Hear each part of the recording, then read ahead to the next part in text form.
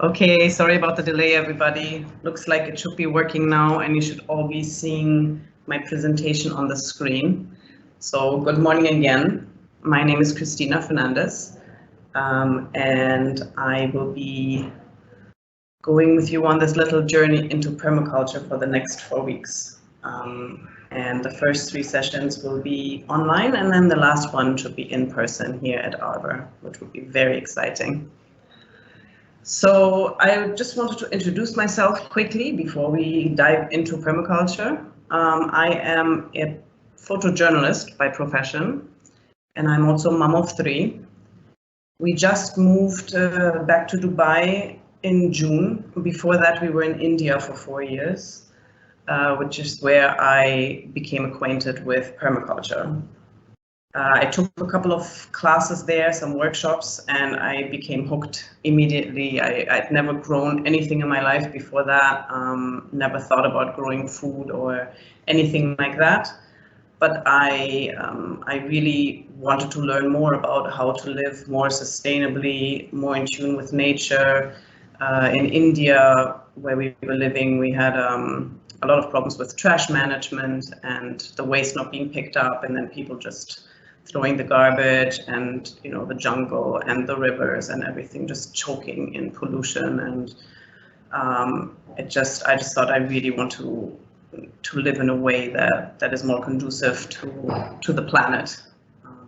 And so this is how I started taking these courses, and just the community was fantastic, and it just went from there. As it happened, COVID became a part of all our lives just after that. And I knew a lady who owned a big farm with 15 horses and 30 goats and a bunch of chickens and geese. And she unfortunately had a massive stroke just before COVID hit. And there was nobody there to take care of her farm after she had that stroke. She's still alive, but unfortunately paralyzed and unable to speak. So we were trying to help the animals, driving there. It's about a 2-hour drive from our place to the farm, going back and forth all the time, trying to help the animals. And eventually we ended up moving into the farm and stayed there during the lockdown in India for 2 months. And just learned to live on the land. It was a very interesting experience, because at that time in India, people were literally starving. There were literally people who were in lockdown who couldn't feed themselves, obviously, people from poorer backgrounds. But it was still such a reality that I thought, my God, I don't know how to grow any of my own food. If I couldn't go to the supermarket, I would have not the first clue what to do. And it just became this kind of empower myself to know that I could, worst comes to worst, I could feed myself, I could feed my kids by growing something. So it became even more important for us to learn about those things. And then we returned home after those 2 months, and we had a little piece of land that we decided to develop and started to grow food, and actually rescued 4 of the horses from that farm and brought them to us. Unfortunately, we didn't have space for 15. And so we were living there, learning a lot every day. And then because of COVID, I had to take the call that we needed to leave India, and we came back to Dubai, which has been a big adjustment for us, living suddenly in an urban compound-based place instead of in the village, with like jungle surroundings and everything. So it has been a big adjustment, and we're trying to figure out how we can live our sort of permaculture lifestyle here, but it has also been a massive learning curve. And I think it's actually been really good for us, because we're having to just experiment with what grows, what we can do, adjust our thinking, because of course our space here is completely different from our space in India. So that is a bit of background on my journey into permaculture. And I will share a bit more about food I'm growing here and things I'm doing here later on in the course. So here you can see some photographs of my kids milking goats and the horses disrupting homework and collecting things from the farm and roasting cashews. So that was our life back in India. It's been a bit different now, but wonderful. I wanted to give you a little overview of what to expect to learn over the next 4 years, 4 weeks, sorry. So I would like to give you guys some examples of how permaculture has transformed places around the world. Permaculture is a lot about community building, and I'll be showing you guys some examples of inspiring projects and permaculture for kids, permaculture in refugee camps. So we'll take a look at that. I would also like to share with you how you can get started to live more sustainably, to start picking up a bit of permaculture lifestyle from just small changes in daily habits to how to start growing food. And then in the in-person session, we'll have a bit more of an in-depth discussion about growing food. We'll take a look at what's being grown at Arbor. You guys can meet the team here, which is fantastic, and they're very knowledgeable. We can talk about what's suitable to grow in the desert, because certainly not everything grows here, and which times of the year you should grow and things like that.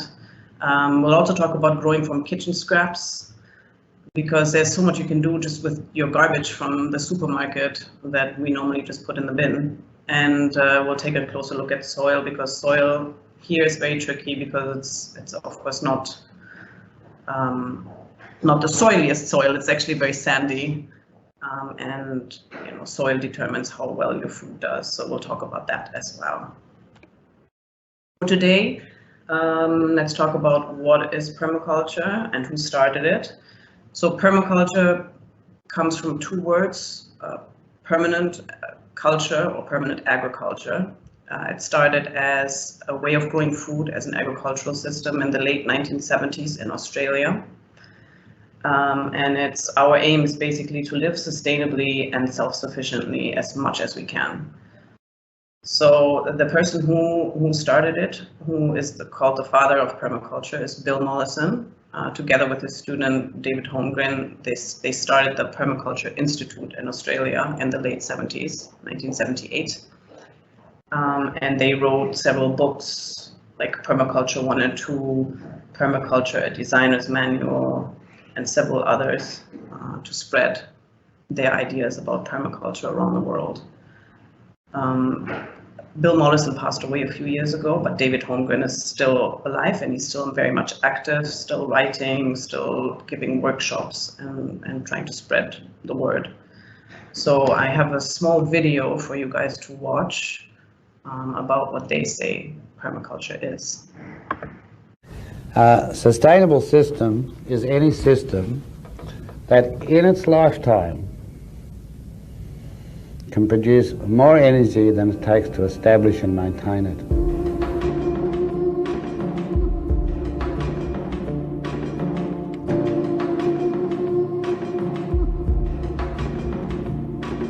Permaculture design is the first system of conscious functional design in the world. That's its unique aspect. And functional design is sustainable. Permaculture was a concept that Bill Mollison and I worked on in the 70s. Today we call sustainability. It was based on a simple question related to the design of agriculture. If most of nature is dominated by perennial plants, trees and other long-lived plants, why is our agriculture dominated by annual crops? Why doesn't it follow the design rules of nature?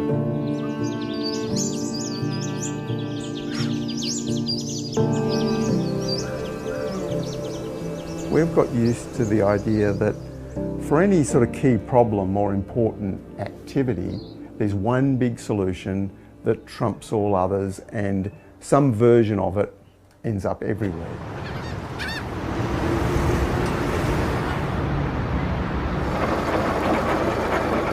Once you start dealing with nature and local resources, local situation, then the design solutions are all different.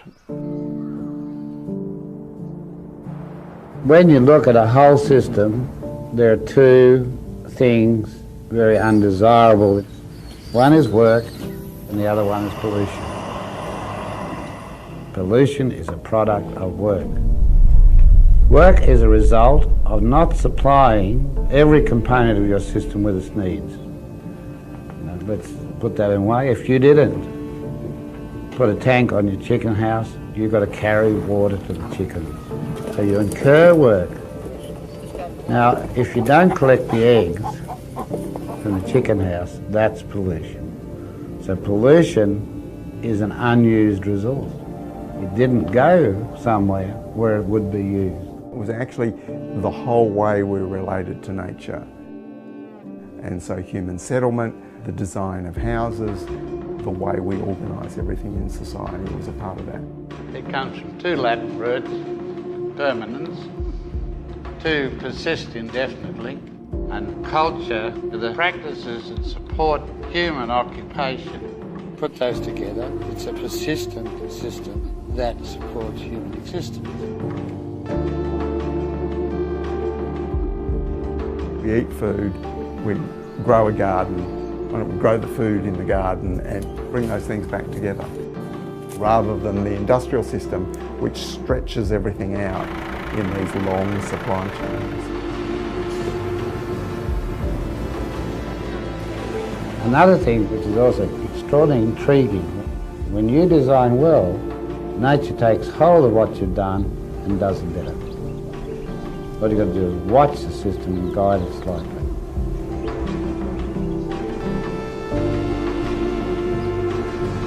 So permaculture is really a design system for both sustainable land use and sustainable living. I suppose the simplest thing to say is an attempt to build a good place to live.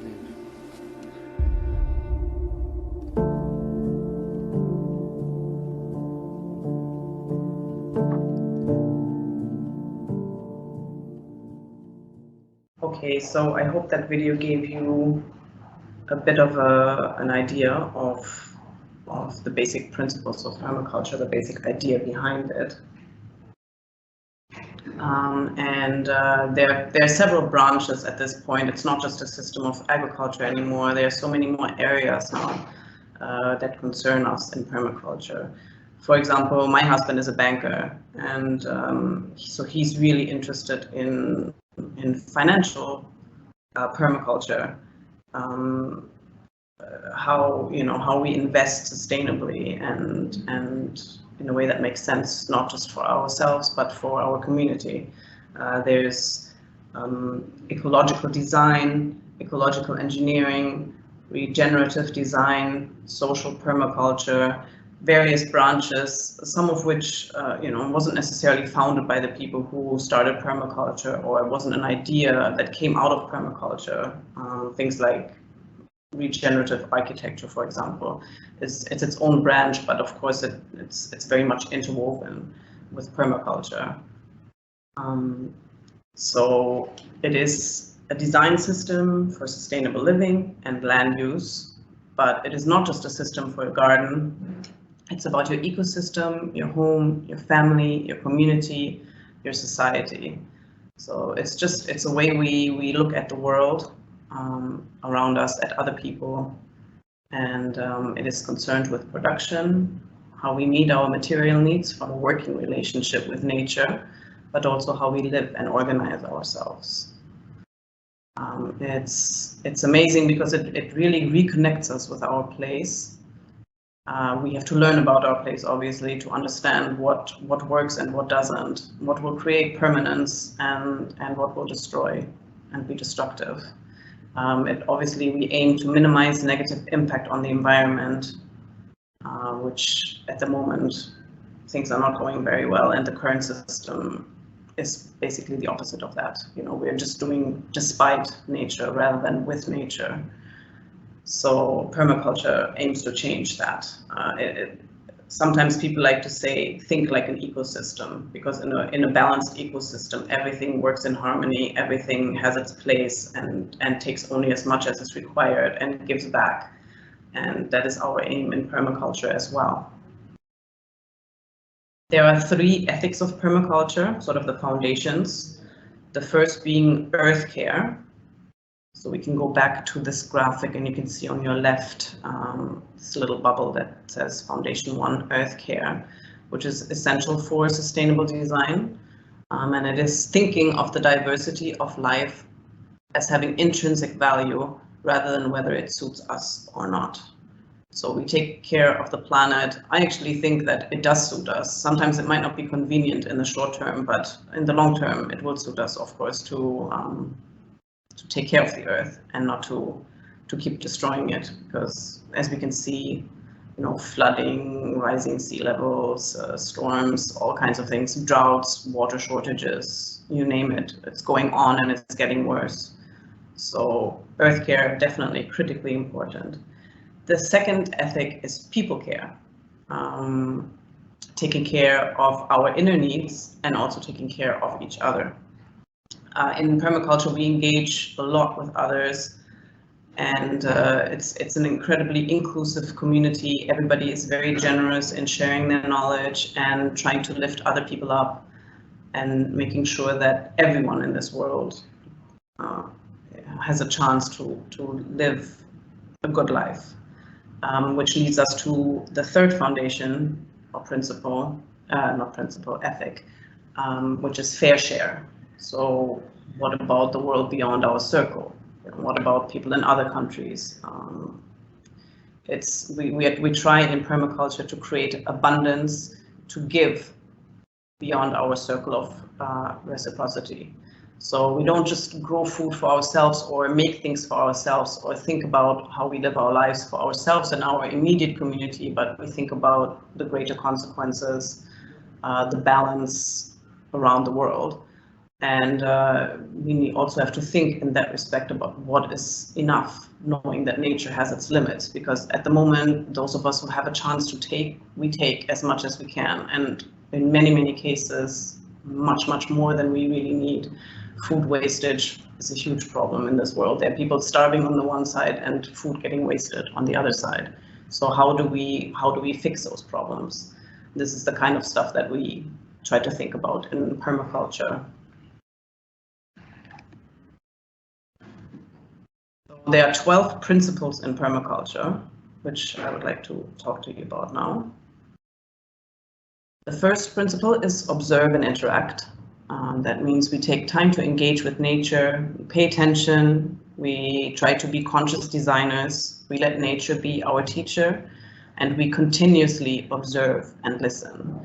This is how you get started in permaculture. You just go out into your space that you have, whether it's a park, whether you have a garden, whether you have a balcony, whether there's just a tree growing outside of your house, whatever nature that you have available to you, the desert. Go out there, look around, pay attention, see how it works, see how things interact. And it's incredible what you can learn from just sitting for half an hour and looking at what nature is doing, because we don't usually take that time for ourselves. Principle number 2 is to catch and store energy. We use water tanks to collect water from ACs or rainwater, which is even possible here. Of course, rainwater, no, but ACs, there are actually people in Dubai who have figured out how to catch that water and use it as a grey water system, so to water their plants in their garden and things like that. Designed to direct water in the landscape.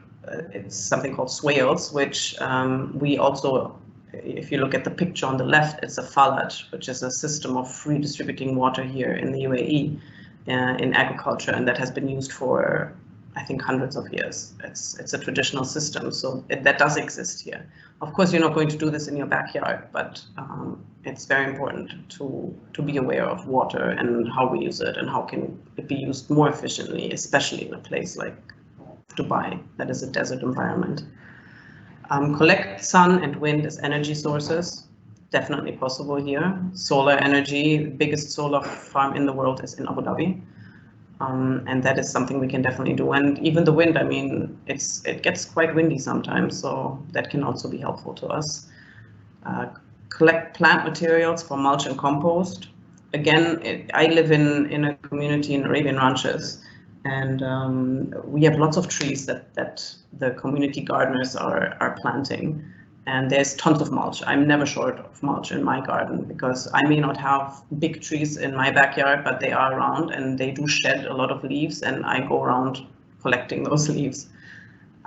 Collect seeds, also possible from plants, from vegetables and fruits you buy in the supermarket.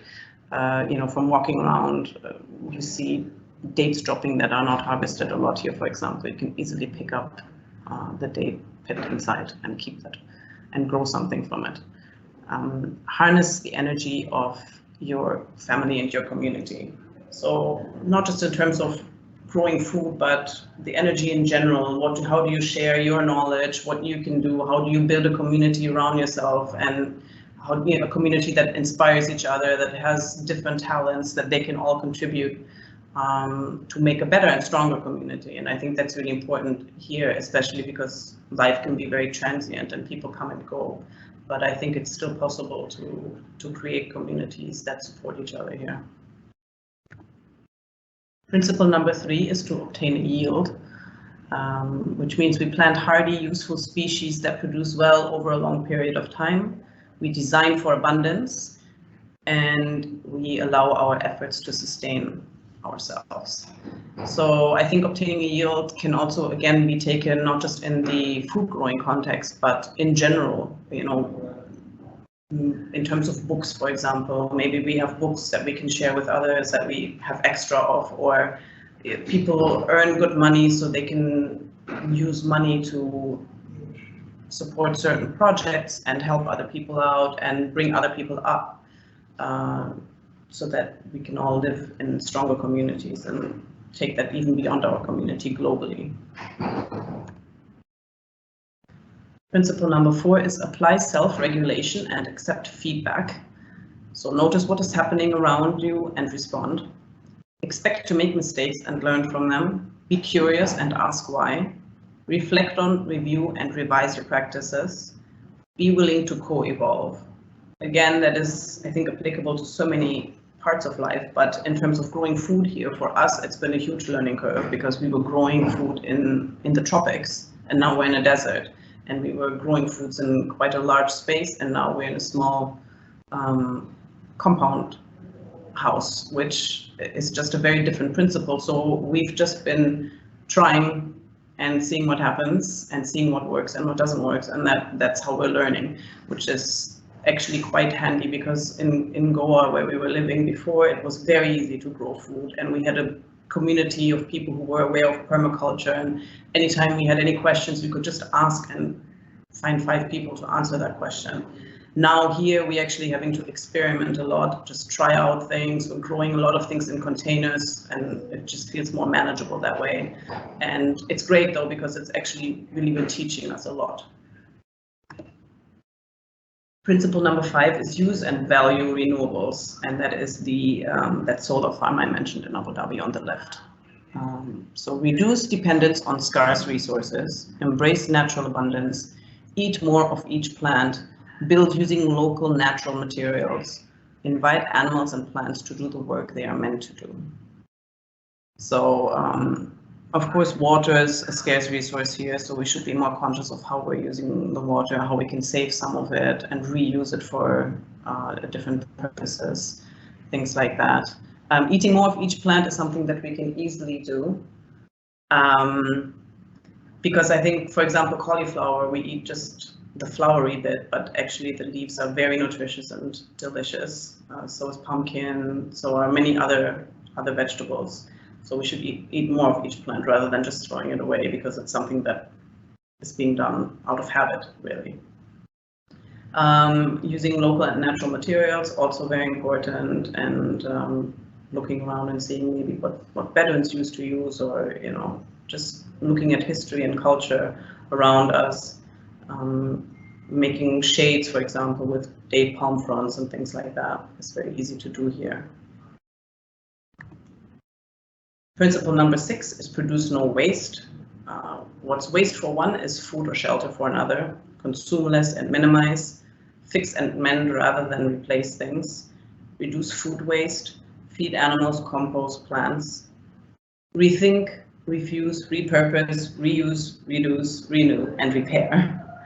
So yeah, I think we can all consume less and minimize a bit. It's quite easy. And even fixing and mending rather than replacing things. I'm from Germany, so I always found it fascinating how many things can get fixed in India. And actually here we have that too. In Dubai and Karama, there are many people who actually are very skilled with their hands and they know still how to fix things. I think in Germany and in many other countries that has been lost. So then we can even learn ourselves. I would like to learn how to sew, for example, because I think it's a very useful skill that I'm unfortunately not very good at the moment, but that's easy to do, and there are lots of other people that we could learn from and work together with and exchange knowledge. Reduce food waste is another one. Of course, if you have a garden, you can compost, that's wonderful. And just try not to throw away food. There are also initiatives here where you can order food boxes of food that has been discarded but is still perfectly edible and good for you, and I do that. I subscribe to one of those services, and it's just good to know that you're trying to battle that food waste a little bit. Principle number 7 is design from patterns to detail. Observe nature's patterns, understand context and meaning of a project before diving into details. Use, for example, food forests, keyline design for larger properties. This is getting really into if you're developing a permaculture property, but I think observing nature's patterns is important anyway, in many ways, not just in the terms of growing food. So that is something we can take away from principle number 7 for sure, all of us. Understanding context and meaning of a project before diving into details, I think can be applied also to many other things. Using zones and sectors, we'll talk about in the future, in a future session, but basically permaculture divides your property into zones, and zone 0 being your home, zone 5 being wilderness, basically that you don't touch. Most of us here in Dubai will probably have a zone 0 only, maybe a zone 1, which would be your garden where you can plant a kitchen garden and things like that. But most of us probably don't have more space than that to keep expanding. And again, we will talk about food forests and other things as well in the next coming sessions. Principle number 8, integrate rather than segregate. It's all about connection. Focus on creating beneficial relationships between the elements of your design and the parts of your system. Integrate various aspects of your life, work, family, fun, etc. So again, that's something you can apply to planting, but it's also something you can apply to other aspects of life, especially looking at the connections between various aspects of your life, your connections with other people, and trying to optimize all of those things. Principle number 10 is use small and slow solutions. At the moment, it's all about big and fast industrial farming, and you know, the way that the world works is all about fast and quick. So it's permaculture advocates that we return to smaller and slower solutions. Design effective human-scale systems. Small and slow is easier to maintain and fix, and use the smallest possible intervention for the greatest possible effect. Which means that we try to let our plants develop as independently as possible, and we only intervene if it's required. Principle number 10 is use and value diversity.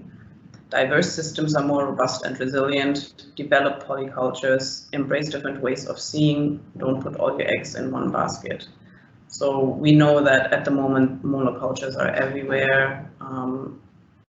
We have a huge diversity of fruits and vegetables, but a tiny amount of those are actually being sold in supermarkets and consumed by most of us on a daily basis, because it's easier to make money that way. But when you're growing food yourself, you have to worry about more how to make your system stronger and more resilient, and just having one type of food growing there is not going to work.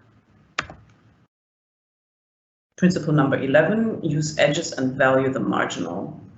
Design to use and value the edges. There's more diversity, productivity, and opportunity at the interface between two systems. Edges are opportunities, and work with the edge and protect these areas of diversity. So you can see this picture of like an oasis on the left, where the sand and the water meet is where everything is growing, and that is, it's like that in nature everywhere. Wherever two systems meet, a river and the river's edge, or a forest and a field, that is where the most life is. So we look at that in our gardens as well and see where are these opportunities, where do we have these kind of intersections. And I think that can be applied to humans as well, and how do our communities intersect with each other, and where do opportunities arise out of that. And finally, principle number 12 is creatively use and respond to change. See the opportunity in change, embrace changing seasons, observe and respond quickly, and work with evolving systems through succession planning. So again, seeing the opportunity in change, of course, applicable across all aspects of life. Embracing changing seasons for us here doesn't really happen that much. I mean, we don't have serious seasons. But of course, we can embrace the time of the year where we can grow food here, where it's possible to be outside, and actually a lot of things do flourish during that time. And then observing and responding quickly, again, that links back to the first principle. So those are the 12 permaculture principles. So I hope that gives you a bit of an idea of what permaculture is, what we aim to do. For me, it's important, I think, over the next few sessions, I would really like to relate the ideas behind permaculture to our lives here in Dubai, because a lot of the time I find it a bit discouraging for me when I first came here, thinking, you know, zones 1 through 5, how do any of these things still apply to me? And how can I make that work in my life? But it's possible, and I think, you know, we use some things and focus on a few things that work, and know that maybe when we move somewhere else, when we return home, for many of us this isn't our permanent home, then there might be other opportunities for us to engage in. But I think there are many, many things we can do here in terms of growing food, in terms of a more sustainable lifestyle, and I look forward to sharing all of that with you over the next few sessions. We will be sending you an email with this presentation, and I made a little resources list for you, so some books that I could recommend, some video links, so that you can dive a little bit deeper into permaculture. Please do feel free to email me if you have any questions or comments. If you want any more information on anything in particular, please let me know and I will respond to you as quickly as possible. And I'm going to leave you with a little video of our farm that we built in Goa. This was only the first 6 weeks of us working on this farm.